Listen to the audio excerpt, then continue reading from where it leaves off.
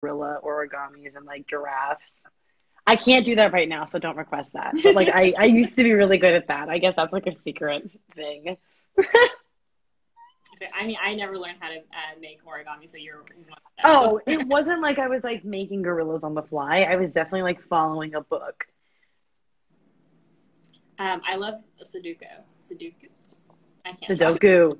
Yeah, Sudoku's good. yeah. It's a good like brain exercise.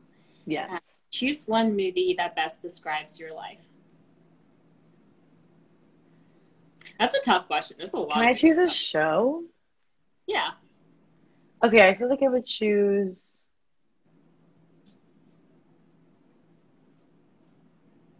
like Girl Boss. Ooh. Have you seen that? Yeah, yeah. With Britt Robertson. Yes, she's Yeah. so good. I don't think it would be as chaotic, but I think like definitely that kind of energy of like having to work hard, but also like trying to have fun, like that. Well, not really so much in quarantine, but I feel like before quarantine, it was like work really hard and then like play a little hard, but then like work really hard. Like not play hard in the bad way, but you know what I mean. Yeah. My cat decided she wanted to join. Oh my God, she's so cute. Oh my God, look at her little like furrowed brow. She's this kind of. She said What's her name? it's Meredith.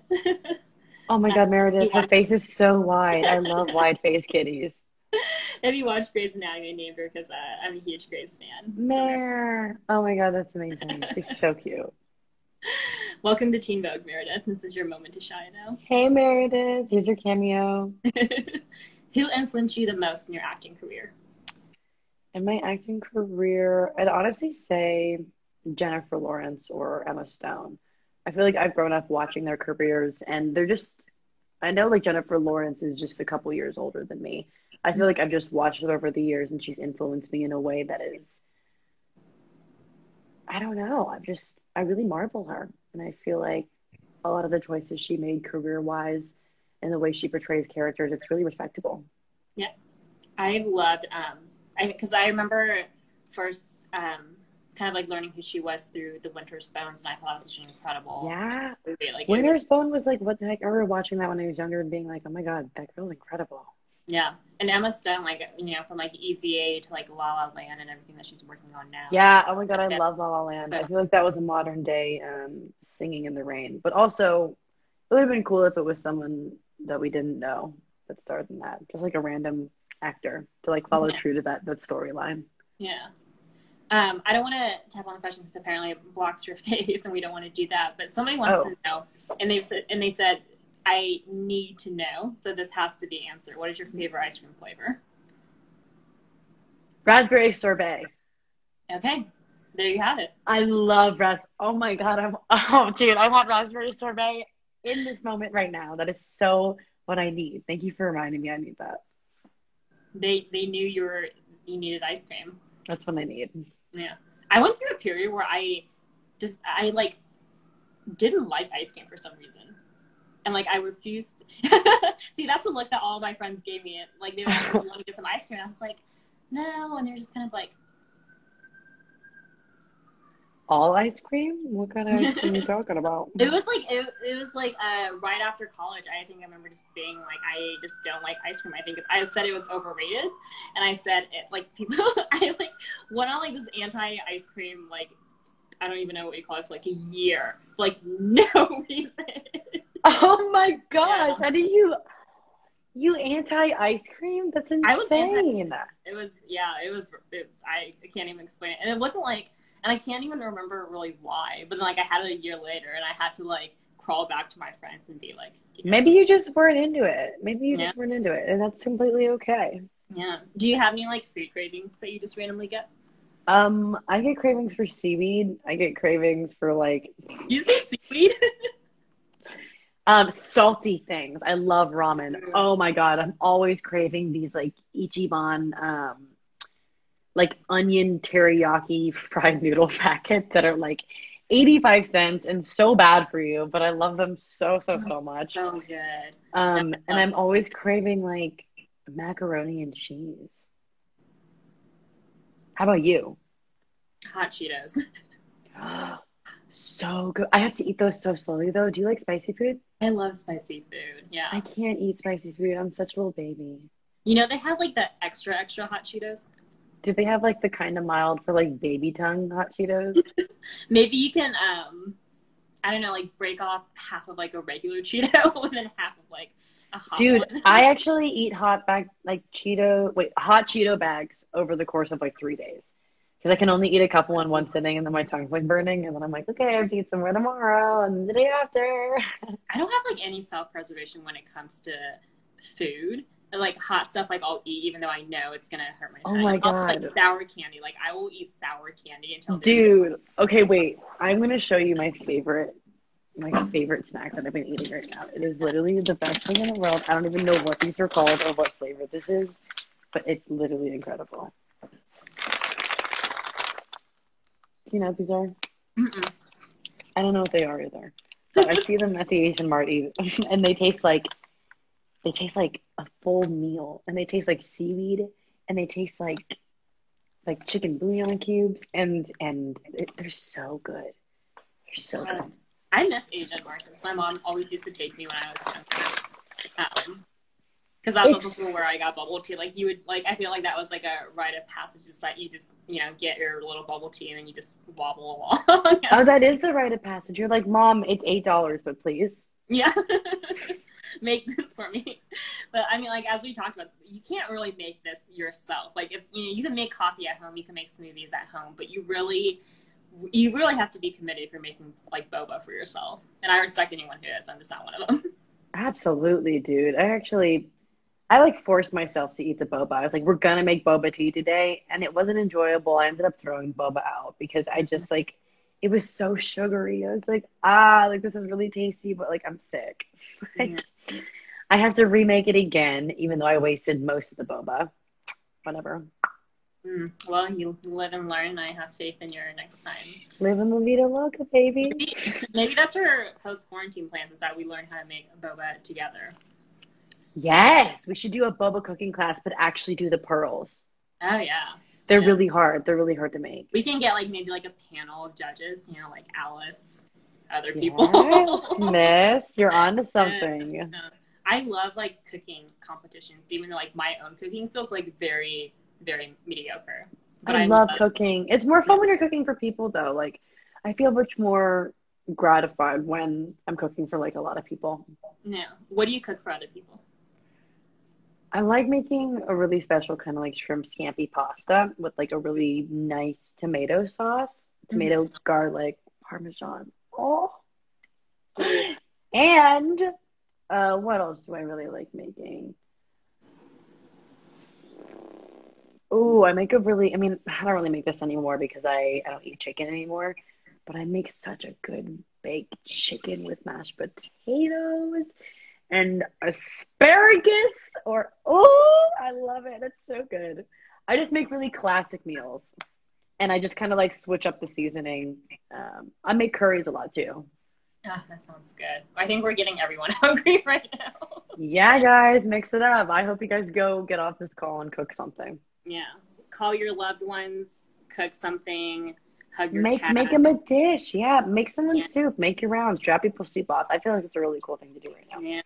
Rewatch The Hat. I mean, I think that's honestly what I've been doing in quarantine is just like cooking, watching stuff, going out for walks, and it's just like repeat. Yeah, I'm like, so I'm gonna have my walk at 4 o'clock, and then again at 4:15, and then I'm gonna walk again at 8 o'clock. Mm-hmm. Yeah. I started doing the Chloe Ting challenge, and that is rough. Is that the booty challenge? It's like the 4 week summer challenge. I think someone told me about that, and I have yet to check that out. Yeah, no, that's how I heard about it. Is that my friends were like everyone's doing this, you need to try it. And I was like, okay, like I work out fairly regularly. Like this, I'll be fine. And I was not okay. And you're like, oh, I'm good. Dude, They're there's really hungry. so many flies that just came into my house right now. Do you still have the bee? Nah, the bee left. I left the door open, but in turn, the bee left and more flies came into my house. Somebody asked, can you guys speak Chinese? So we can speak Chinese, but I don't I don't have I enough faith in can, my but ability to honestly, I don't conversationally. feel comfortable enough Yeah. speaking proper Mandarin. No, I don't think we're not there as far as like conversational. Yeah. Unfortunately, we're gonna have to stick to English, but maybe Sorry, we'll get y'all. there someday. We have hopes. Um, who? What type of characters?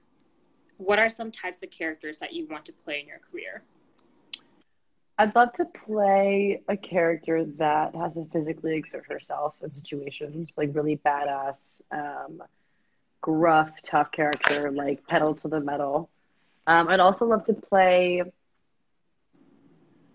kind of like another coming of age story, but in I think a darker world. I think like a more quippier, like Ladybird, dry situation.